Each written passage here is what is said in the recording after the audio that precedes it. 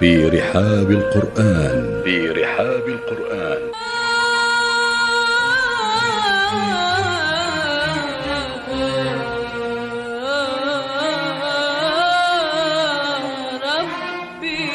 في رحاب القرآن مع الأستاذ صلاح الدين المستاوي.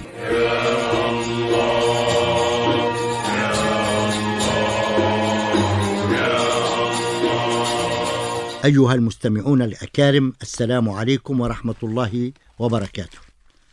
يقول الله تبارك وتعالى بعد أعوذ بالله من الشيطان الرجيم: بسم الله الرحمن الرحيم. إذا جاء نصر الله والفتح ورأيت الناس يدخلون في دين الله أفواجا فسبح بحمد ربك واستغفره إنه كان توابا. صدق الله مولانا العظيم. سورة النصر من الصور المدنية، أي نزلت بعد الهجرة، فقد اعتبر مدنيا من الصور كل ما نزل من القرآن بعد الهجرة، حتى ولو كان هذا النزول وقع بمكة أو في الطريق إليها أو منها. وفي صحيح مسلم قال ابن عباس رضي الله تعالى عنه: إن سورة النصر هي آخر سورة نزلت جميعا، أي كلها دفعة واحدة.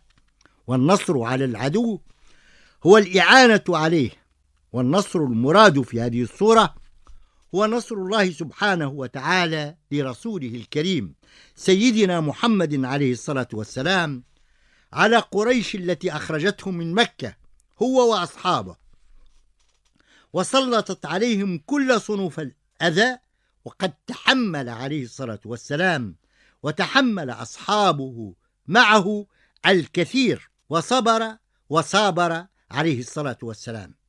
وكذلك فعل أصحابه الذين أذن لهم عليه الصلاة والسلام بهجرة أولى وثانية إلى الحبشة ثم إلى المدينة التي سبقوه إليها، حيث تكاثر عددهم إلى أن لحق بهم رسول الله صلى الله عليه وسلم.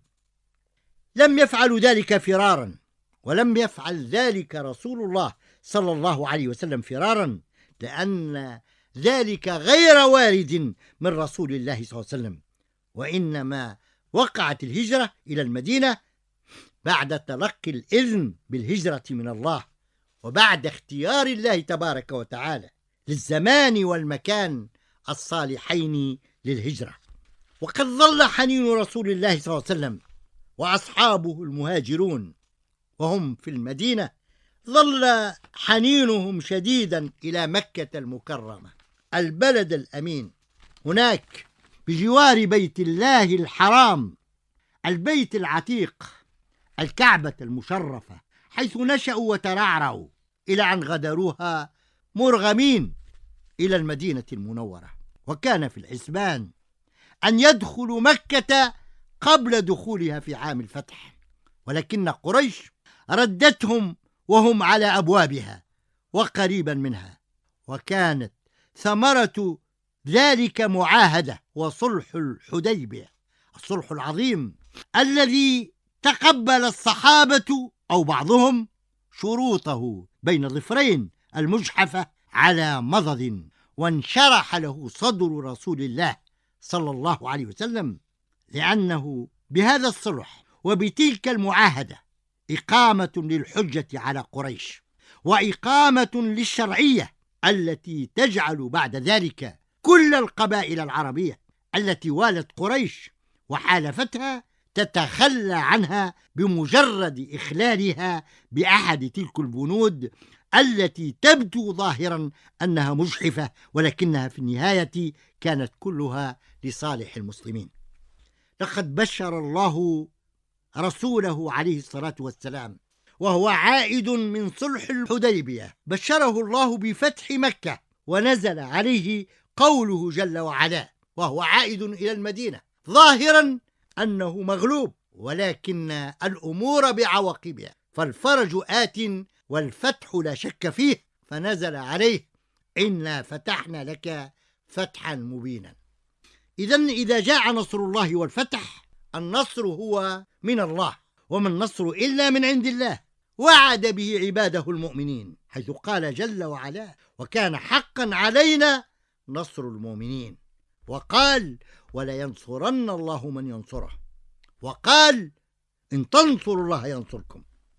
أما الفتح، إذا جاء نصر الله والفتح، الفتح هو فتح مكة، فمكة فتحت سلما لا حربا، لم ترق فيها قطرة دم واحدة، وذلك ما يتناسب مع حرمة البيت العتيق الذي قال الله فيه: ومن دخله كان آمنا، وقال مبينا حرمته: من يرد فيه بإلحاد بظلم نذقه من عذاب أليم.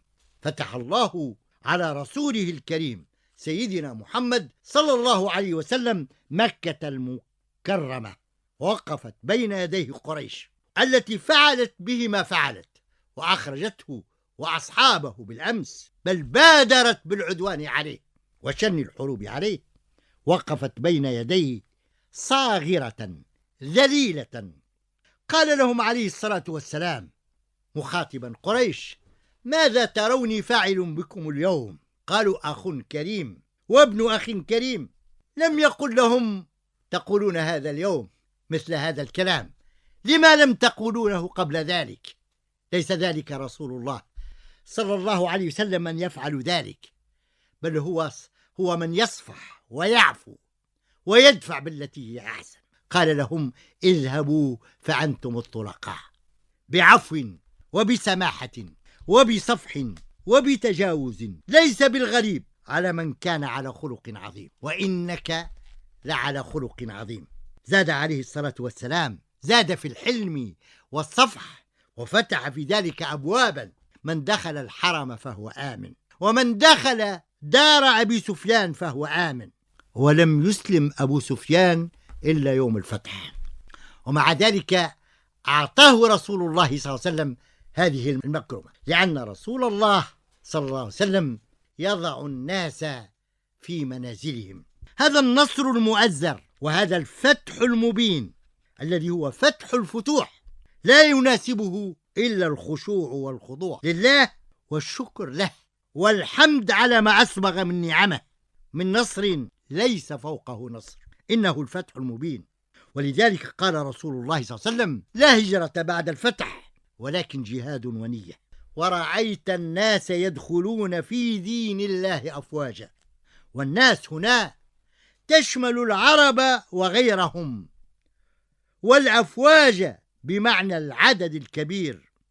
وقيل أريد بالناس أهل اليمن، وقد ورد من أهل اليمن 700 إنسان مؤمنين طائعين، بعضهم يؤذنون، وبعضهم يقرؤون القرآن، وبعضهم يهللون، فسر النبي صلى الله عليه وسلم لذلك أية مسرة. والإيمان يمان، والحكمة يمانية. اللهم بارك لنا في شامنا وفي يمننا. بذلك دعا رسول الله صلى الله عليه وسلم لهذين البلدين: اللهم بارك لنا في شامنا وبارك لنا في يمننا. وعن ابن عباس رضي الله عنهما أن النبي صلى الله عليه وسلم قرأ: إذا جاء نصر الله والفتح وجاء أهل اليمن رقيقة أفئدتهم لينة طباعهم سخية قلوبهم عظيمة قشيتهم فدخلوا في دين الله أفواجا. وفي صحيح مسلم عن أبي هريرة قال رسول الله صلى الله عليه وسلم: أتاكم أهل اليمن هم أضعف قلوبا وأرق أفئدة، الإيمان يمان والحكمة يمانية.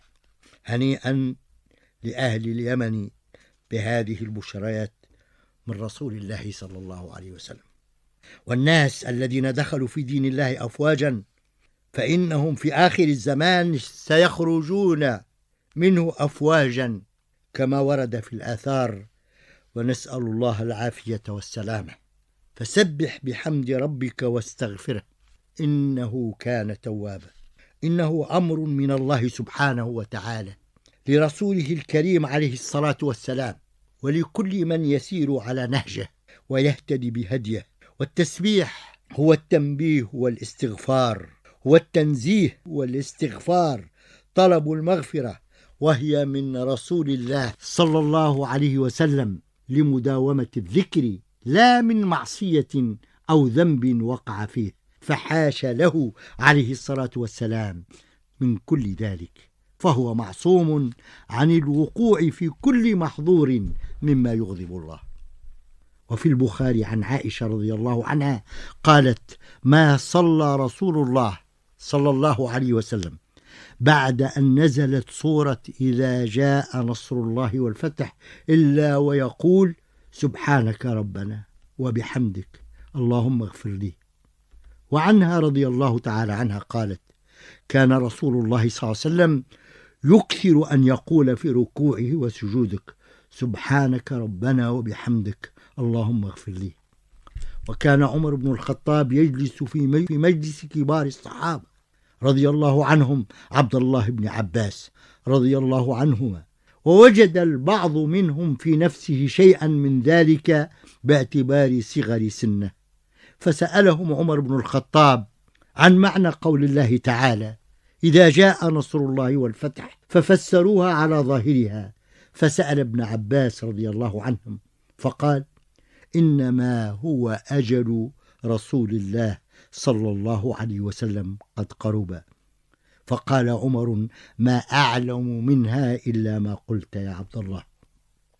وليس هذا بالغريب على من دعا له رسول الله صلى الله عليه وسلم وقال: اللهم فقهه في الدين وعلمه التأويل. تلك أيها المستمع بعض المعاني الكثيرة التي تضمنتها سورة إذا جاء نصر الله والفتح. أوردنا ما فتح الله به علينا، نسأل الله أن يفقهنا في الدين ويعلمنا التأويل، وأن يجعلنا بكتابه العزيز من العاملين، إنه سبحانه وتعالى سميع مجيب. والسلام عليكم ورحمة الله وبركاته.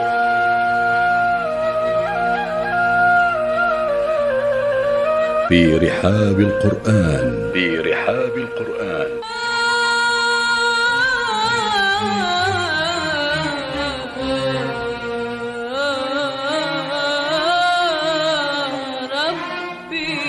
في رحاب القرآن مع الأستاذ صلاح الدين المستاوي.